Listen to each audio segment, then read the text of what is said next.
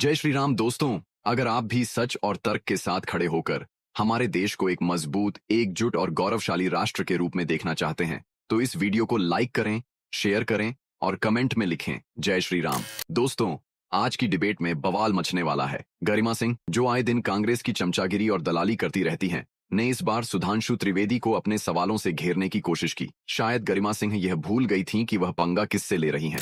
जब सुधांशु त्रिवेदी की बारी आई तो उन्होंने गरिमा सिंह के सवालों का ऐसा जवाब दिया कि चाटुकार गरिमा की सरेआम धुलाई कर दी। लेकिन दोस्तों, मजा तो तब आया जब वीडियो के लास्ट पार्ट में सुधांशु त्रिवेदी ने गरिमा सिंह को इतनी बुरी तरह जलील किया कि वह चुप हो गई। वह धमाकेदार पल आपको हंसाते हंसाते लोटपोट कर देगा। तो दोस्तों, बिना किसी देरी के चलिए यह शानदार वीडियो शुरू करते हैं। चालू करो बे।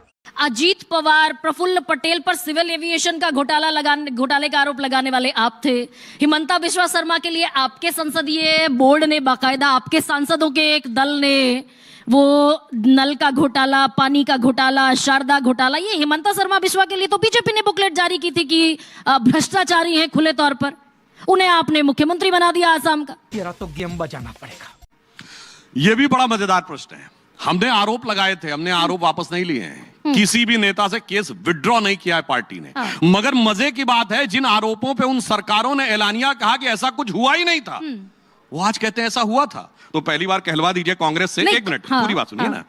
हमने तो आरोप लगाया था, वो सरकार में थे। सुनिए तो आप मेरी पूरी बात तो सुनिए। अरे सुनिए तो, जो अपोजिशन में है वो तो अनुमान पे बोल रहा है और हम कायम हैं अपनी बात पे। जो सरकार में वो कह रहा है ऐसा हुआ नहीं। पहले कहलवाइए उनसे कि उनकी सरकार में भ्रष्टाचार हुआ था। पहले कहलवाइए महाराष्ट्र में कि भ्रष्टाचार हुआ था। पहले कहिए कि करोड़ों का घोटाला हुआ था। बड़ी मजेदार बात है। आपने हिमंता बिस्वा शर्मा के लिए गलत बुकलेट जारी की थी क्या? चुप साली। पहले आप कहिए कि प्रफुल्ल पटेल के खिलाफ सिविल एविएशन घोटाला। कांग्रेस ने कहा ऐसा कोई घोटाला नहीं हुआ था।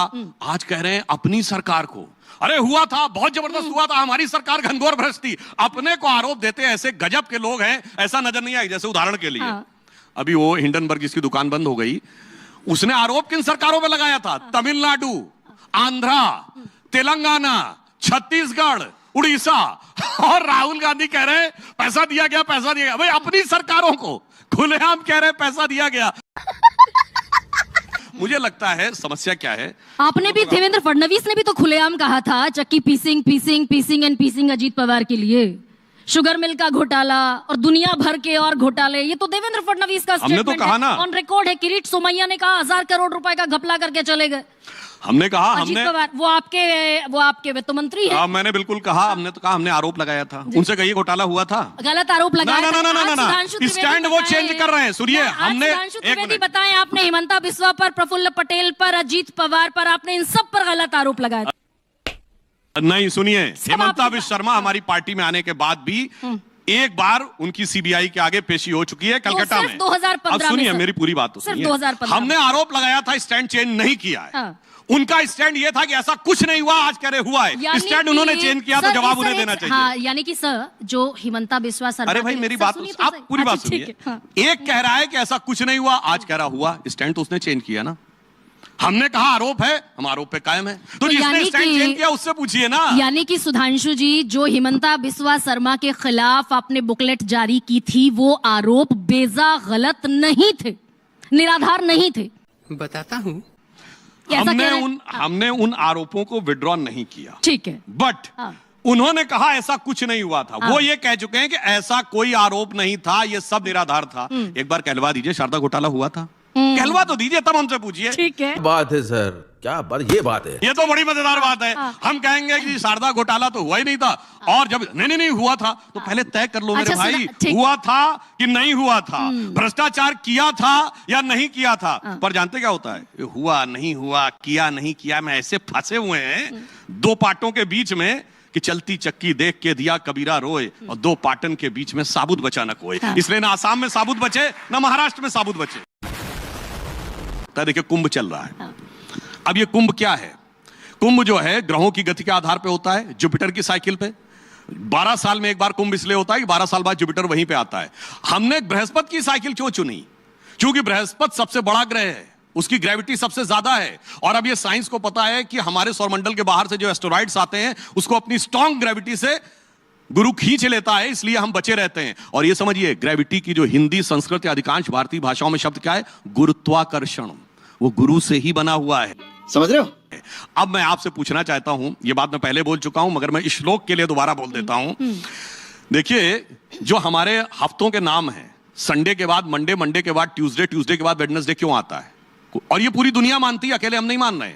आप ये बताइए, संडे सबसे पहले आना चाहिए, समझ में आता है, सूर्य सबसे बड़ा ग्रह है।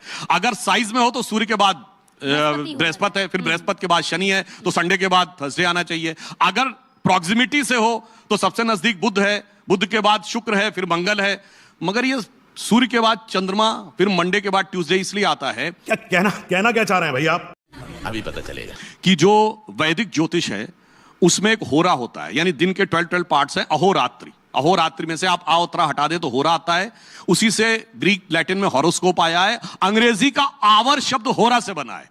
तो जब आप सूर्य की होरा निकालेंगे तो 25वें घंटे में जो होरा आएगी, यानी नेक्स्ट डे फर्स्ट आवर की, वो चंद्रमा की आएगी। उसके बाद निकालेंगे तो नेक्स्ट डे फर्स्ट आवर की मंगल की आएगी। उसके आगे बुध की आएगी। अब कोई कहे भैया इतनी तो हमने वैदिक एस्ट्रोलॉजी समझी नहीं। हाँ। अब ये श्लोक रोज हम सब पूजा में पढ़े हैं। सही पकड़े हैं।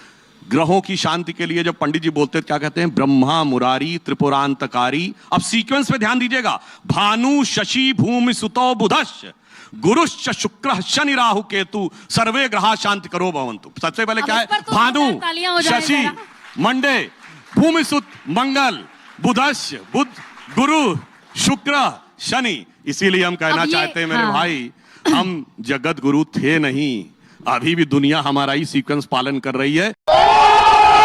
मगर आज गुलामी की मानसिकता ऐसे दिमाग में भरी हुई है कि अभी भी सोशल मीडिया पे 10 लोग कूद पड़ेंगे। नहीं नहीं नहीं, हमारे अच्छा नहीं था, कुछ भी अच्छा नहीं था, कैसे कह दिया? हम तो बड़े खराब थे, बड़े अनसाइंटिफिक थे, बड़े बैकवर्ड थे।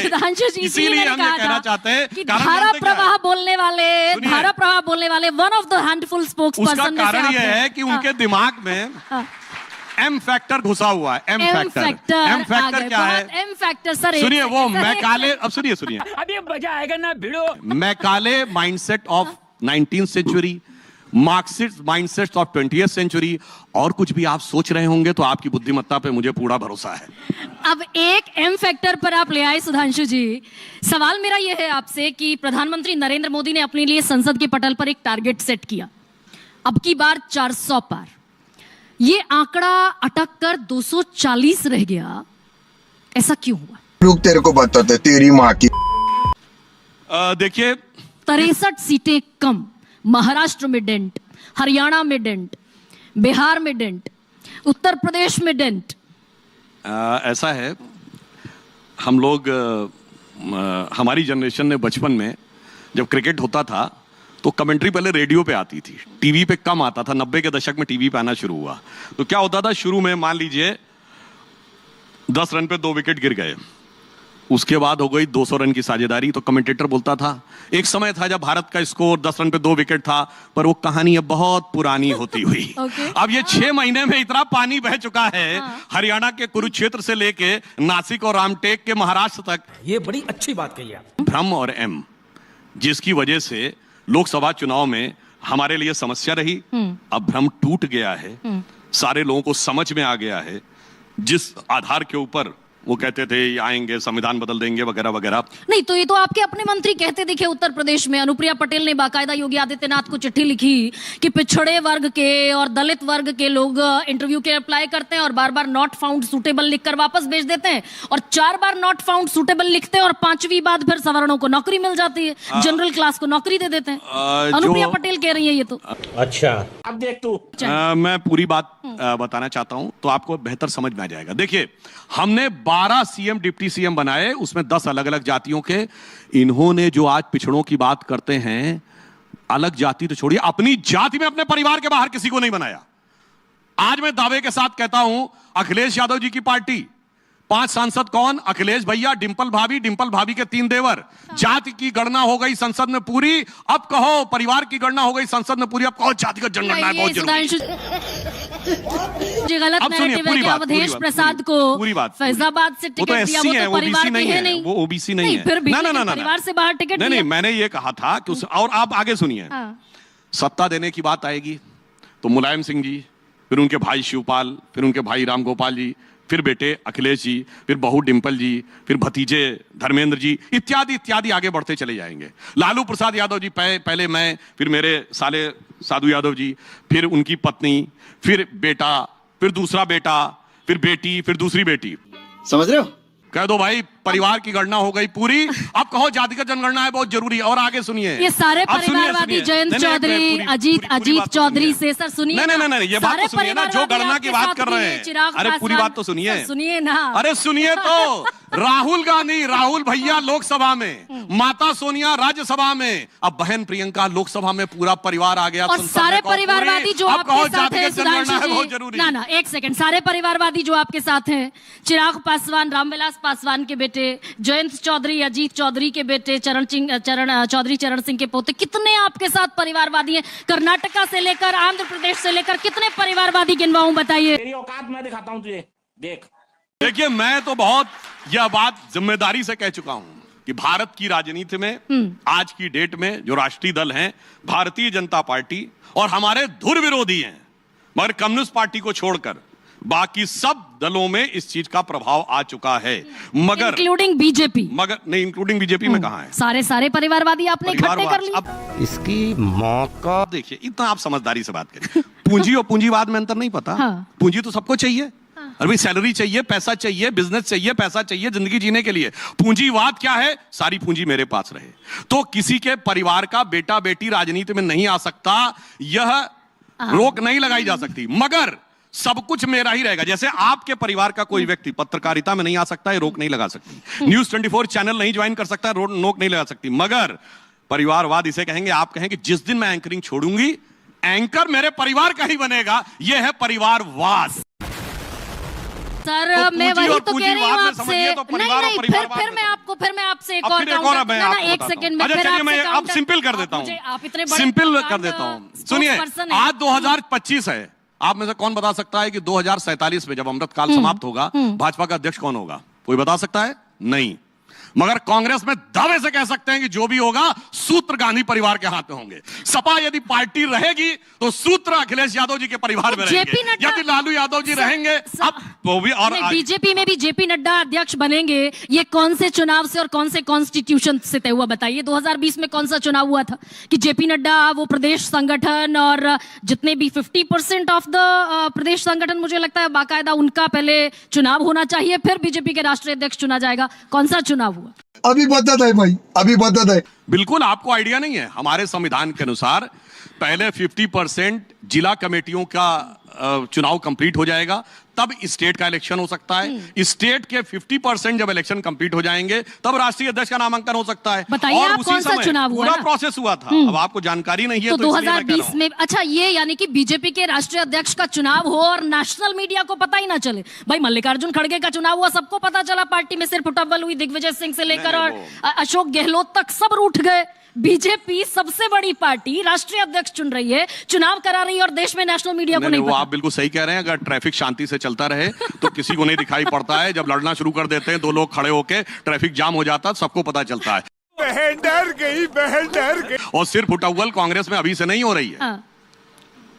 सन 46 से हो रही है। सरदार पटेल को सब चाहते थे अध्यक्ष बने, मगर 0 वोट पाके नेहरू बन गए। उससे पहले से हो रही है। उस पर भी मैं आ 1939 सकती में हूँ वैसे, हरिपुरा सुकेश जी। कांग्रेस में महात्मा गांधी ने कहा पट्टाभी रमैया की हार मेरी व्यक्तिगत हार होगी, और हार गए, और सुभाष चंद्र बोस जीत गए। मतलब आप समझिए। ठीक है सर, सुकेश जी मैं कुछ एक लाइन पूछ रहे में हैं कहूं, आपसे, हाँ। आज खड़गे जी की स्थिति या सोनिया गांधी की स्थिति नेहरू जी से बेहतर है, सॉरी महात्मा गांधी से बेहतर है। कैसे? गांधी चाहते थे कि नेहरू का नाम रिकमेंड होकर आए, पर एक भी प्रदेश कार्य समिति ने नेहरू का नाम रिकमेंड नहीं किया। यह बैठक हुई थी 26 अप्रैल 1946, जिसका उल्लेख कई लोगों ने अपनी किताब में किया। मौलाना आजाद ने अपनी किताब इंडिया विंस फ्रीडम में किया है, कृपलानी ने अपनी किताब माई डेज विद गांधी में किया है, और दुर्गादास ने अपनी किताब India from Curzon to Nehru and thereafter ने सर, किया। लेकिन बात तो सही है। अगर ये यहां भी एक सोनिया स्थापित- गांधी जी की इच्छा थी कि खड़गे जी बने, तो देखिए अगर शशि थरूर ने नामांकन किया था तो विड्रॉ कर लिया, दिग्विजय सिंह जी आगे बढ़े थे, विड्रॉ कर लिया। इसका मतलब गांधी जी से ज्यादा जो कंट्रोल गांधी जी का 46 में था कांग्रेस पे, उससे ज्यादा सोनिया गांधी का आज कंट्रोल है। खड़गे जी की स्थिति नेहरू से ठीक बेहतर है है। सुकेश। तो देश की पार्लियामेंट ने बाकायदा एक एक्ट पारित किया, प्लेसेस ऑफ वर्शिप एक्ट 1951। उसे बीजेपी मानती है या नहीं मानती, बल्कि केंद्र सरकार मानती है कि नहीं मानती? की हाँ। है, चूंकि वो पार्लियामेंट का पास किया हुआ एक्ट है। सुधांशु जी सीधे बता दें कि प्लेसेस ऑफ वर्शिप एक्ट जो है उसको हटा देना चाहिए क्या? देखिए, मामला सुप्रीम कोर्ट में विचाराधीन है, इसलिए मेरी टिप्पणी करना ठीक नहीं है। मगर मैं एक बात कहना चाहता हूं, जो मेरी बात को गौर से सुनिए। वक्फ बोर्ड एक्ट ये कहता है कि 300 साल पुराने फरमान भी माने जाएंगे।